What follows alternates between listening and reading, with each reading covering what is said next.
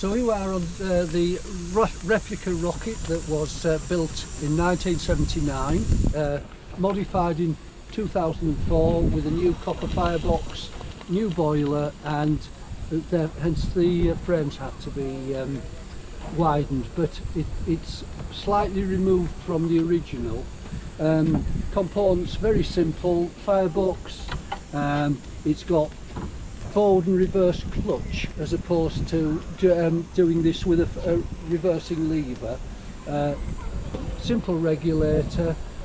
These here are the gabs, which you can control the amount of direction when it won't move, when it's in dead centre. We have components like the modern engines with a pressure gauge here. It blows off, lifts its safety valves at about £50. Safety issues we have to have on the modern one. We have a compressor for air brakes. We have to have air brakes as health and safety. They're about a 50-gallon water drum, 2 brakes, the air brake as I said, and we also have a hand brake. It doesn't have an injector like most engines. It works very much on the principle of a traction engine with a pump, so it has to be moving in order for us to fill the water up. Most other engines have an injector where water through the power of steam is blown into the water is through force is put into the boiler.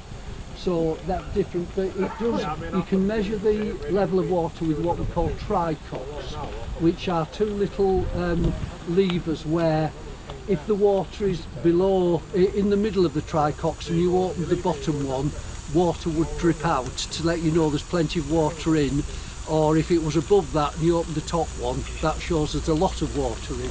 So, but you also have the gauge glasses. These are the protectors, but here we have a glass with water in it that shows us our level of water, which is the level down the boiler. And if I just move that there, you can see the water moves down like that. And you have a black and white frame behind, and the water refracts, so it turns the other way to show the water. One element that you need to look for as you're travelling along to ensure you must have enough water, and it does bounce up and down. So if I was going downhill, that might be full, but if I was going uphill, no, rather if I was going uphill it would be full. If I'm going downhill, the water would flow to the front. Hence, if you look at a modern engine, some of the more modern ones, they have a tapered boiler. That was to stop the water flowing, washing around, so you didn't get, so it didn't disappear as much. Because what you have is, these are washout plugs for washing it out, but inside you have what's called, well, the word evades me, but you have a plug with a lead insert that if the water level dropped too far, the lead would melt and steam would shoot into the firebox to put the fire out. Not recommended. It was a sackable offence in the old days. This is the safety valve. Every engine has a safety valve that when you reach the pressure, you have a red line on this gauge here, and if it goes above there, the safety valve will lift rather than the boiler blow. Now, in the old days, I mean talking about the 1800s, sometimes engines like this in the quarries, the crew would actually put weights on to stop it lifting, and that's consequently we occasionally had explosions. So that's basically it in a nutshell. Down the side here we have the connecting rods there. This is the cylinder. Steam, it blows, it sends a piston that way, and then steam goes into the other side, sends it that way. So basically it's that, hence the chuff chuff chuff. This is basically 4 levers. Very, very rudimentary. And tall chimney because there's more draw. If you look at, like I mentioned earlier about traction engines, tall chimney draws the fire more, because most engines have what's called a blower. It will blow steam up the chimney for you to draw the fire. There's nothing like that on this. If you don't draw the fire and you stop, it won't do it on this one. You can get what's called blowback. If you're on a footplate, the footplate's full of oxygen. What does a fire require to burn? It needs oxygen, so it will come back. I hope that was of use. They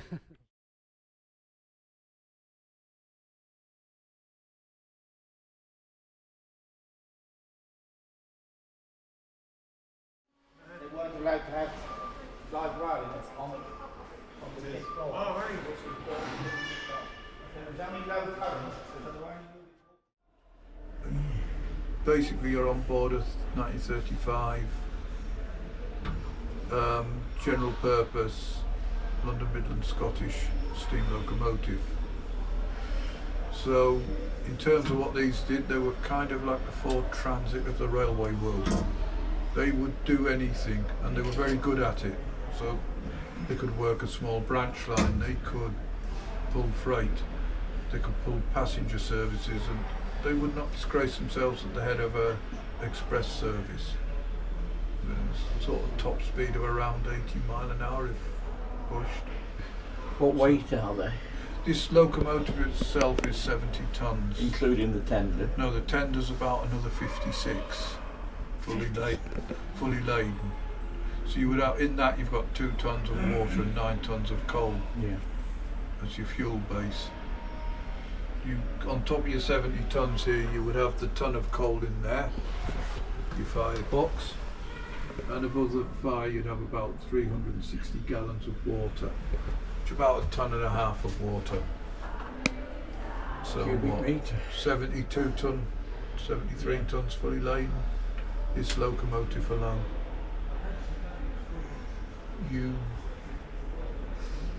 You've probably put in behind this lot something like 500 tons of freight on a good day. Comfortably? Yes. It's a power class 5 engine, hence its number 5000. So it's 5 with it. And it's the very, very first one they ever built, hence the 000. Right. So she's which on the door looks as if it's number 5000. So was this a prototype, really? No, it was just the first. Right. It was first designed by a chap called William Stainia, especially for the LMS, and most of these were built at Crewe. 842 were manufactured in total. What year did they finish making them? About 1952. They started in 1930. This was built in 1935 and ran until 1967 as a proper working engine. It was then taken out of service, restored, and ran on the Severn Valley line for between 1980 and 1990. Although if you're really pedantic, you would say December 89, but we for laziness say between 1980 and 1990. So how did it finish up here? Did they retire it, or? Severn Valley, after the 10 years is the magic figure, the clue. Every 10 years these things need a major overhaul and boiler. Believe that this boiler was found to be quite leaky and a bit so rather than spend a lot of money, they retired it back. So I believe it belonged to the National Railway Collection anyhow. Right, or it was on loan to them. Yeah. And the other thing that weighed in that equation is there are still 9 of these in steam, even if you take this one out. So it's not a rarity. It's not that, yeah. As I say, they built 842, which is a huge number. So and the reasons that made them so attractive to the railway company makes them attractive to small heritage lines. Yeah. Very economical, very versatile engines. And quite iconic if you lived in the northwest. If you lived around the Manchester, Bolton, Liverpool area, you would see that a lot of these, and they were workhorses. Yeah, I brought up as a child alongside the Preston Manchester line, close to Bolton. Yeah, and the upgrade to Manchester at Adlington Station? So they had to put a bit of oomph on to get away, you know. So what you would do if you were doing that, this here is a reverser. Right. So that primarily tells you which direction you're going in. So if I was to wind this clockwise, I'm going to go forward anti-clock back. It's got a neutral in the middle. But what you'll also see is it's got a graduation. So as you say, as you came to that hill and wanted a bit of oomph, you'd carry on winding clockwise, and you'd wind this from 25% away up to maybe 60, and that would give you the extra power to get up that hill. What it does is it's the amount of time, it's what they call the cut-off for the cylinder. Right. So it's the amount of that cylinder you're using as a percentage. So normally you'd run these between 20-25 when you're flat out on a nice piece of. So you'd have, and the really good drivers would operate between that. So if you're winding back towards 20, it's a bit like running in top gear. You're getting a lot of speed with less torque. So they balance that with this, the regulator, which it's just a glorified accelerator really. And you will see drivers, they would just gently edge and move this to where they want it to go. So, and they balance it a bit with that, the good drivers. To slow this down, you've got to shut that off and then hit the brake here. Now that's your brake, that handle there. And that brake works from that vacuum. So that vacuum will be sitting at 21. The minute you go from off to on, that is going to allow air into the system that releases the brake to hit the wheel. Not the most efficient brake in the world, but it fails to save. So if ever it fails, the brakes are going to come on, not off. So that's the fail safe. Takes about 1.5 miles from flat out to stop this animal. So you've got a whistle up there to warn that, and you'll notice it operates from both. So the fireman, if he sees something, he would operate that side. And the final tool is this. That, when I open it, will spray sand onto the wheels. And that just gives you that extra grip when you're trying to set this, as we've said, very Was the sand blown onto the... Yeah. Right, yeah, it wasn't just a gravity thing. No, it would blast the sand into it.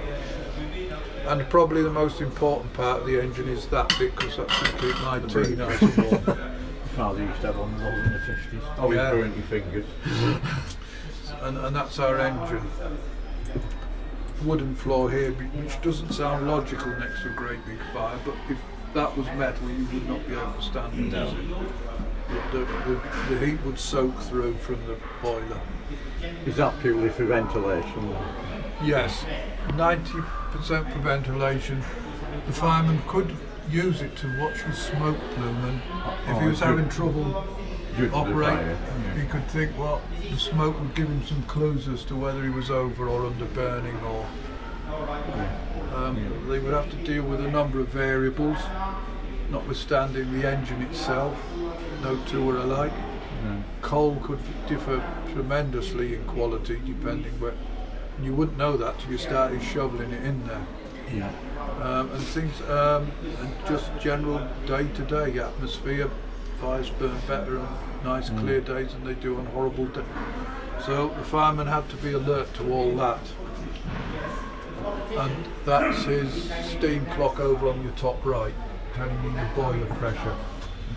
Well, not normally sitting at about £225 per square inch. Up on the levers on the floor down there. Part of his, when we say we've got to work that fire, that operates the air to the dampers that allow the air to be adjusted.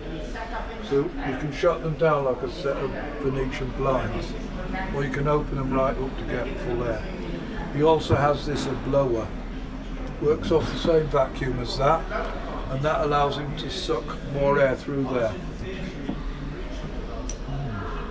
How long would the fire bars last to normal use? What, the fire bars? All the, you know, Yeah. more of the... To be honest, I wouldn't have a clue. That really would depend on the coal again, wouldn't it? Yeah. How hard they were flogging this engine, and it would just be part of the general maintenance, and certainly no more than 10 years before they would. See these poor sods going into checking bloody pipes and what have you. Well, sometimes if this was a maintenance weekend and it was cold, the drivers would bring their children, 9-year-old kids in to do that. Oh, jolly good. It's a child labour, you can't beat it. Well, you can't. With the view, there's a bit of method in the madness. The view to that children you would start working at 14, so it was a way of introducing your child to the foreman and all the rail people. Yeah, So be a hereditary thing. Yeah, very much family jobs with railways. So when the foreman said, "Oh, I'm looking for a couple of likely lads to take on as apprentices," you would say, "Well, you know my lad, he's done. You think, yeah, he's all right. That lad's a bit useful. I might have him." And because you know the father, you can. Yeah. And even my job when I started in the 70s, I got my job because my father knew the quarry manager. Well, partly that. But jobs in small places used to go to people you knew, simple as that. Right, thanks very much, sir. Okay, you're more than welcome. Enjoy the rest of the afternoon with us.